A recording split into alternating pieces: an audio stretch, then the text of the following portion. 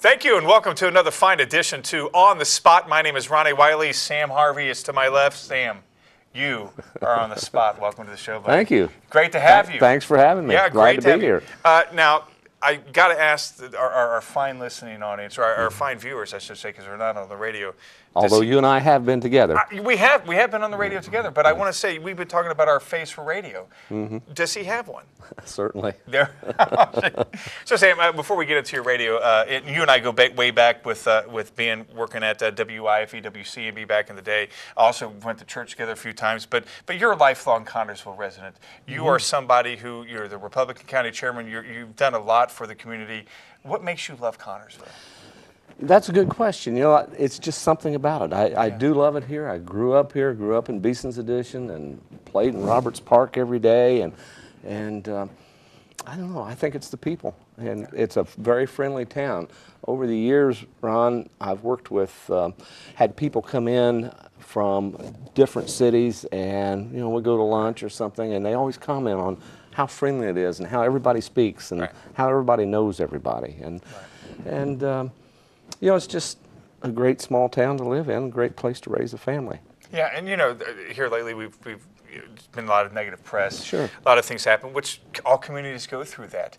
But what keeps you excited? I mean, yeah, we talk about your past, but what keeps you excited now about Connersville? Still the friendliness? The friendliness, I think the future. I think the future is bright. That I think a lot of people are laying the groundwork now. Evidence of that last week when County Council voted to allow the wind farms to come in, and I think that could be a catalyst here for the community. Showing that, and I got up and spoke about that, showing that we are open for business. Yeah. And hopefully we can draw in some other business. And I don't know that we'll ever get back to the glory days like it once was, because you just don't replace the industry we had. We had more industry per capita than anywhere in the state of Indiana at one time. Yeah.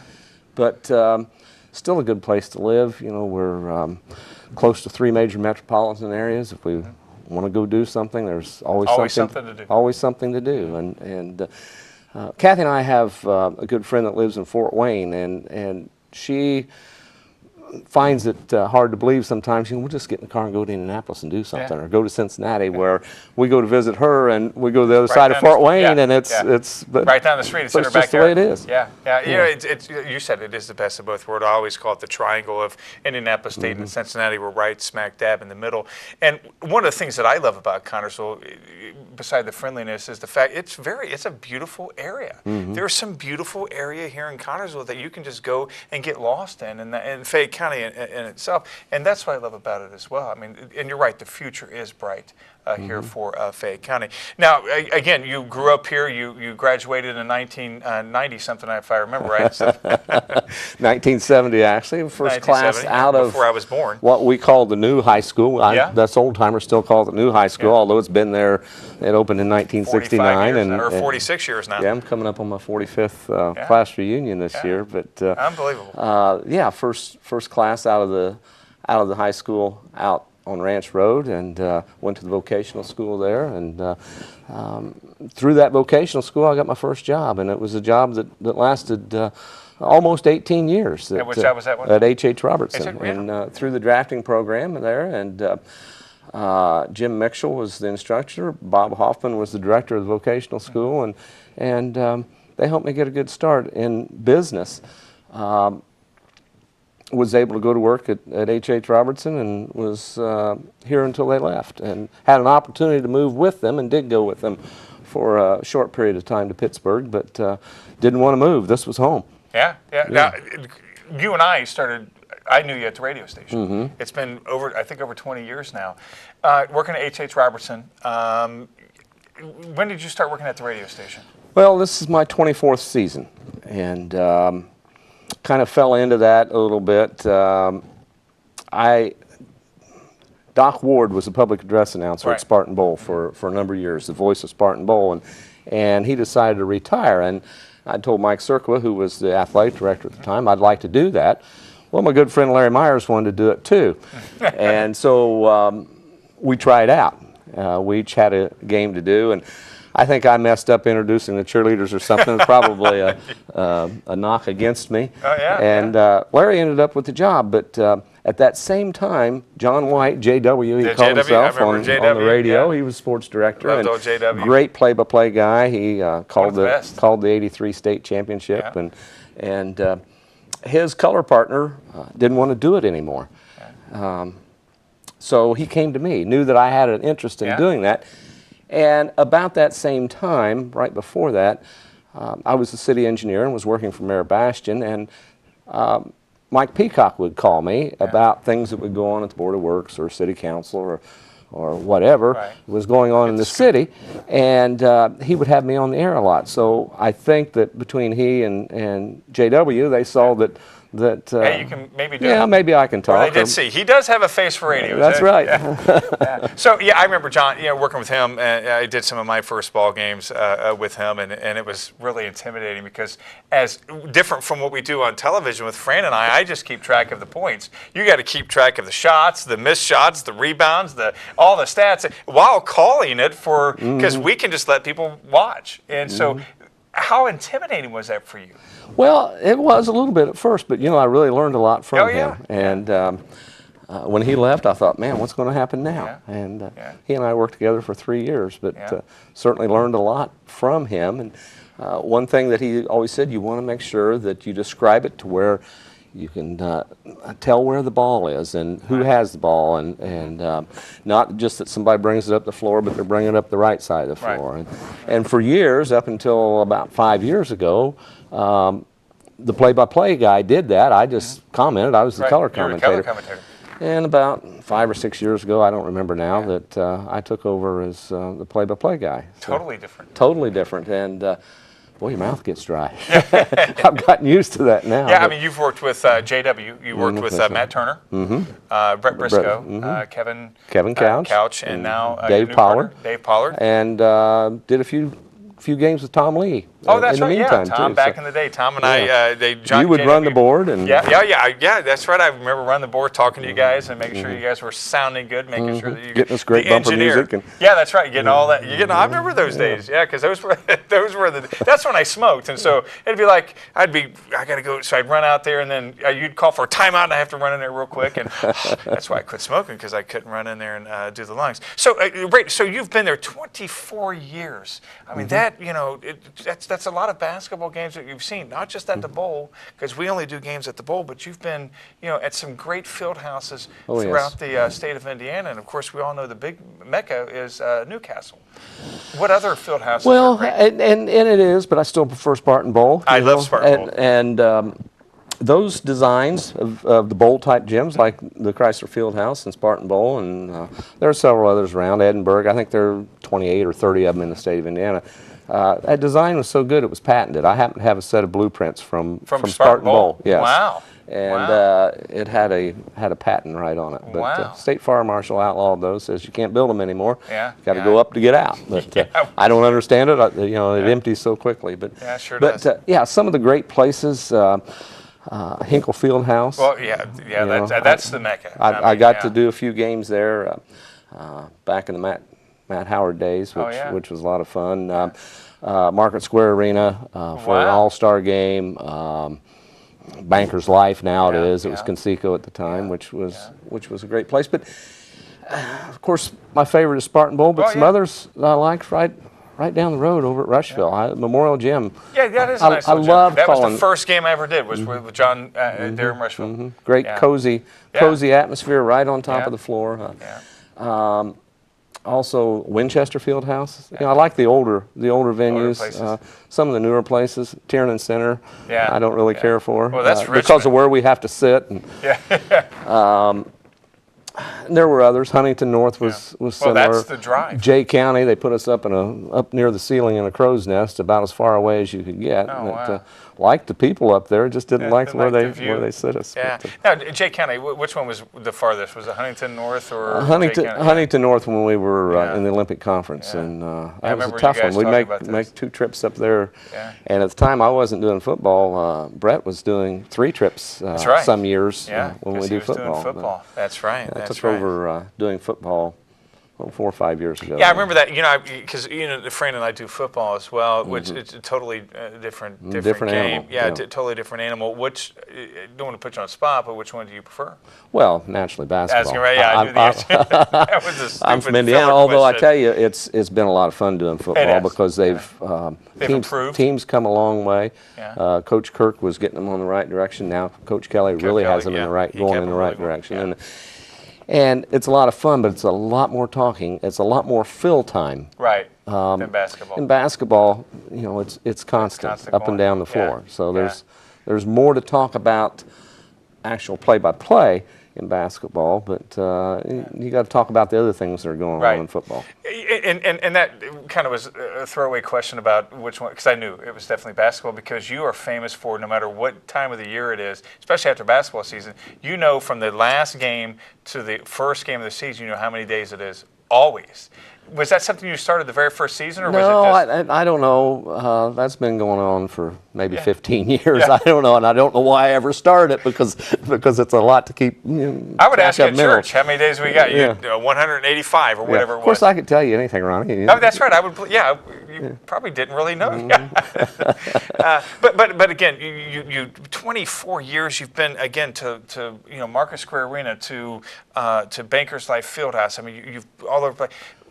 What are some of the games that stand out? I mean, what are some of your favorite games? Not just at the bowl, but any game that you've called. Well, I think that during the April McDivitt years. Oh yeah. Yeah, I remember what a thrill that was, and everywhere we would go, other media would come to me, and other coaches would talk about her, and of course we promoted her as much as we could because we knew she was Miss Basketball, and I guess the year that Martinsville came to town on a weeknight, and Martinsville was like ranked first or second, and so were we. I mean, it was right there neck and neck, and they had a terrific program, a terrific coach over there. Yeah, and they had a player that was, I think, second for.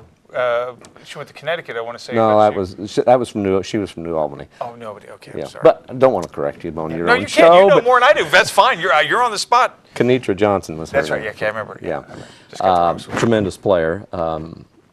Yeah, in fact, that was a tough game at the semi-state at Southport I when New Albany won. We would have been in the state finals. But anyway, it was on a weeknight, a Wednesday or a Thursday night at Spartan Bowl, and it was a sellout in a girls' game. Yeah. I remember, though, because I was working at the station. I remember the April McDivitt years because I think we had boys with Scott Hetty, and I think at the time, and the girls were so hot, and the boys kind of had a down year, and I got in trouble because I was mentioning how, well, why don't we do more girls' game? We got to do more girls' game, and because I think at the time we were only doing when they were at the bowl, if I remember right, or something. It was very sporadic. Right before April. But when April came along, we carried all 20 of the boys and all 20 of the girls, which is a great thing. That's how it should be. Yeah, right, that's how it should be. So again, the April McDivitt years was probably some of your... And the Matt Howard years. Oh, yeah. Yeah, Matt. Of course, yeah, two terrific people. Two very good people. Yeah, Matt, I used to sub at the high school. And Matt, I remember the first time I ever met him, he was in English class, and he was sitting off in the corner being really quiet, and I thought, boy, this kid's pretty quiet. And so some of the kids that I'd known, and I was kind of riffing with them, and I said, I was on the 1972 and 1983 state championship team. Well, you know how Matt's humor is. He heard that, the next thing you know, he and I were battering back and forth, and that continued on for the rest of his senior year, and just love that kid. And I'm so proud of him and how well he's done. Oh, doing terrific, Still playing in Europe. He got married recently to his high school sweetheart. Yeah, level Matt. She was a Lady Spartan too. Well, yeah, that's right. Yeah. So again, I mean, you've got so many stories to tell. Is there one particular game that you can not just the Martinsville game, but anything in particular? One particular game where we were at South Dearborn in the sectional championship game, and a game that we thought we should have won. Ryan Henderson was picked up and thrown out of bounds, and a foul was called on him. And I don't like to make excuses. I quit getting on the referees, but that was a bad night. Yeah, and you again, your love for basketball, for Connersville basketball. I remember we had this conversation years ago when they went to class basketball. That was something that I mean, you were four-class basketball, or No. you were four Single class. class Keeping it basketball, keeping tradition. it traditionally the way it is. Have you changed since No. then? Still hasn't. No, still hasn't, and that's been the decline in the interest of high school basketball in the state of Indiana. I truly believe that. We have one good crowd a year when Union County comes to town. Yeah. And after that, we don't have that much. Yeah. And you look around. Is it because Saturday we're night, drawing in, or is it because it's taken away the neighborhood rivalries. I think it meant something. Meant something the year that Cambridge City came down here and knocked off Connorsville in the sectional. Yes. Cambridge City, I don't think, even won the sectional, but that caused a coaching change here in Connorsville. And What year was that? Well, that was like 1987, 88, Yeah. or 97, 98, excuse me. Yeah. I'm starting to sound like old people. Yeah, Getting yeah, my trying to decades. forget- getting my It decades. happened a long time ago. But Chip Mahaffey, coach of Cambridge City, young Chip Mahaffey, brought Yeah, a team down yeah, here right, and knocked he's- off the Spartans, and the next year we had a new coach Yeah. as a result of that. And, Yeah, that's right. That was next year was Rodney. Came in. Yeah, I remember that. An old Cambridge alumni himself. If I remember, it was Rodney. I think it was Scott. Oh, that's right. Scott Hetty. Yeah. See, you're the one Corrected that's me getting again. old. Yeah, no, you know more about this stuff than I do, and I'm coming along for the ride. So again, I mean, you got remember that, and I remember that Henderson because I was listening to it that game, and just the shock and awe that you and Briscoe had when he was picked up, thrown out of bounds, and no call was called. How do you keep your composure when you see Don't things always. like that? Don't always. Yeah? Yeah. It's just some people might think of me as a homer, but Fran and I are homers. but John tells us to tone it down a lot. Joe Nuxall, he was a homer. That's right. Yeah. That's right. Slick Leonard, he is a Yeah, homer. yeah, And I think that's part of bringing the game to the local community. Right. Right. I know one thing Fran and I do. I mean, and I don't know how you guys do it on the radio because obviously we can't hear it because we're doing our TV. But you get to know these kids so well. You start calling them by the first name. Oh, I call him by the first name all the it's time. hard to really go by. I mean, we do sometimes, but for the most part, it's or call Gary, calling Brown or Coach or anything. And that's what I like about high school basketball is the closeness that we are. It's a big bowl, but we are still close to the kids. We're close to, and we see them out and about. What keeps you coming back year after year? Well, just the love of the game. Yeah. I've gone to Spartan Bowl since it was opened. Yeah. For more than 50 years. My dad had season tickets and would take me, and then when I was in 3rd or 4th grade, all my buddies from Grandview School, we'd sit on the front row of Section F and go back even farther to when they were digging the hole for the bowl. I was Wow. a young 4-year-old, I think, or 5-year-old, and I was in a wedding across the street at the Methodist Church as a ring bearer, and the bride took me by the hand and says, "Let's go over and look in the big hole." And You never looked at the big hole? Wow. Speaking of church, we knew each other real well from the radio stations, and I made you sound good plenty of times doing the engineering part. We started going to church together. right. And I remember you used to always set up in the balcony at First United Methodist Church, and I always thought that was so odd. Why? And I remember you telling me because they built the balcony, and we used to go all the way back, and there was no balcony. And Well, where built the balcony, actually they moved the pews. They moved the pews up. The back pews upstairs. So, So- me being stubborn and not wanting to give up my seat, I moved upstairs, but you joined me. And then, Yeah, I would join it. Yeah, but I would be up there. people say something about, well, we're just a little closer to the Lord up there. That's right. That's right. And I remember the first time I had ever given a sermon was there, and I remember looking. I would always look at you, and you had that encouragement look on your face. And then when I walked down the aisle, you came down to meet me. When I walked back up, and I remember it like it was yesterday. You said, "I'm real proud of you." Had my earrings in. Remember, I still had my earrings in. You're like, "I'm real proud of you," and I thought, "Hey, I made Sam happy." And I was real happy your sermon was short. Yeah, that's it. Well, we got to get the lunch before the Baptist. That's what I right. tell everybody at my That's true. churches now. We got to, everybody wants to go to lunch after church. And so I I'm was quick and I was there the day you stood up and said, "I quit smoking." Yes, you were there. I remember that. And you told me how And that's you did. lasted. Yeah, that's 9 years. 9 Good years. for you. 9 years and about a week. We're 9 years and a week today. So we go back. Church. You're active in your church. Active with the Spartans. GOP. You've never ran for office. I'm sorry, the engineer. Yeah. no, Oh, that's right. You did for state representative a couple years ago. Yes. But before that, Well, I did back in 1975, I think it was, before your time. Before my time. I ran for city council against my good friend Dale Strong. It was the year after Watergate. Yeah. And I came closer than any Republican in Connersville that year, but it just wasn't enough. Yeah. Just wasn't enough. Yeah, Watergate didn't happen here. Yeah, Dale, and he's still going strong. And continues to be a good friend. Does a great job. Dale's a great guy. I've interviewed him quite a few times at the fair, and just a very pleasant guy. So again, you may have lost that, but you still stayed in it and behind the scenes. Is that something you prefer? Probably, yeah, probably. Although, I would have liked to have been. I would have liked to have been state representative, and we worked at it hard, but it wasn't meant to be. Yeah. And but I've been county chairman for I think 6 years now. This all started back when I was about 8 years old.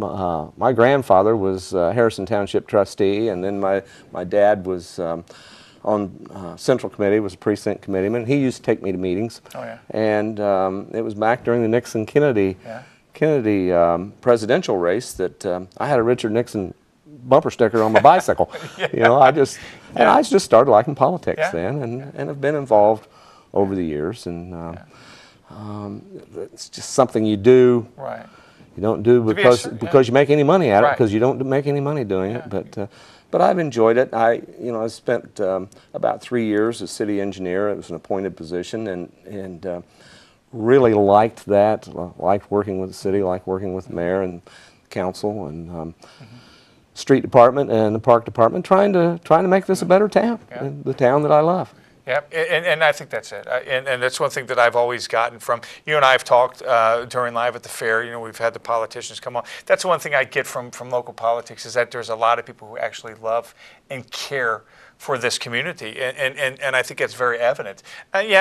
Do people do things that we don't agree with? Well, of course, but I really generally believe that most everyone that we've elected has done it because they truly care for this community. Absolutely. And is that, now, do you let anybody, now as county chairman, do you discourage or encourage, or do you do both? Sometimes say, if people come to me and talk to me, yes, I can't stop anybody from going and filing. Right. Naturally, it's, but I appreciate when they come to me and want to run, and we're always looking for good candidates. We got a city election coming up here, and we're looking for candidates right now. Both sides are. You talk about getting along, and I believe once the election's over that the people have spoken, and we need to work together. And I think that locally, while we may disagree how we're going to get there, that everybody has the best interest of the city and the county in mind. Last week at the county council meeting, Tim Rose, the Democrat chairman, and myself appeared together. Yeah, you guys have always done that. promoted the wind farm because we both felt like that it was a good thing for the community. And I've interviewed Tim on the show before, and I remember one year at the fair you both came on, which shows great unity, and I believe I still want to beat him. Don't get me wrong. Of course, and I'm sure he wants to beat you. There's no doubt.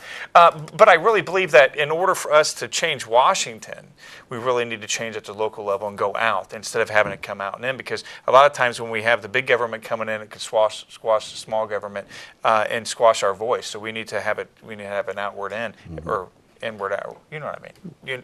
From the ground up. From the ground up. You're absolutely right. So again, you've been doing this for, and if I remember right, you were only supposed to do it for a year. Yeah, that's when Scott Bevington twisted my arm. He'd been chairman a couple of times, and he says, and he assembled a team for me and all that, and I said, okay, I'll do it for a year. Yeah. And here we are. I'm in my second 4-year term. But this is it. Yeah. This is it. So is this your last? I mean, when does your term end? I think in a couple of years. After the presidential election in 2016. I tell you, I remember when I ran for city council back in 2007, and I got beat as well. But it was a great learning experience, and I think one of the things that I learned, that I took away the most from it, is that a lot of times we hear that politicians only tell us what we want to hear. Well, when I would go out stumping, I found out that people wanted to tell me what they thought I wanted to hear, and it's like that's the opposite. I want to hear what you have to say, because as leaders of community, we are truly supposed to be representatives of the community, and we are to be educators as well. What's that? I said Oh, certainly. yeah. So do you? Well, that sounded great. What's? I'm getting old too, Sammy.